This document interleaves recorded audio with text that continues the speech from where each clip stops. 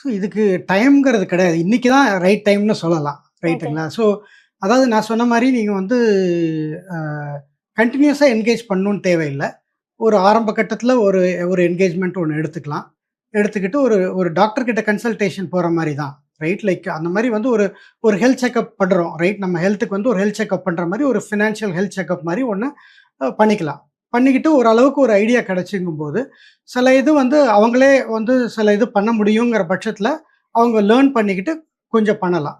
அ அதுக்கப்புறம் வந்து என்னன்னு பார்த்தீங்கன்னாக்க, அவங்களுடைய தேவைப்படும்போது வந்து இந்த மாரி ஒரு முக்கியமான பிரச்சனைகள் அவங்களுக்கு இருக்குங்கும்போது, இந்த மாரி வந்து ஃபினான்ஷியல் பிளானர்ஸ அணுகிக்கலாம்.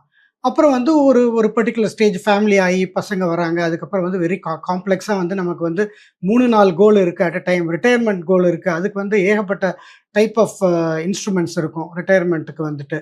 ஸோ இந்த மாரி ரொம்ப காம்ப்ளெக்ஸா வரும்போது, தொடர்ந்து வந்து நம்ம வந்து அவங்கள வந்து என்கேஜ் பண்ணிக்கலாம்.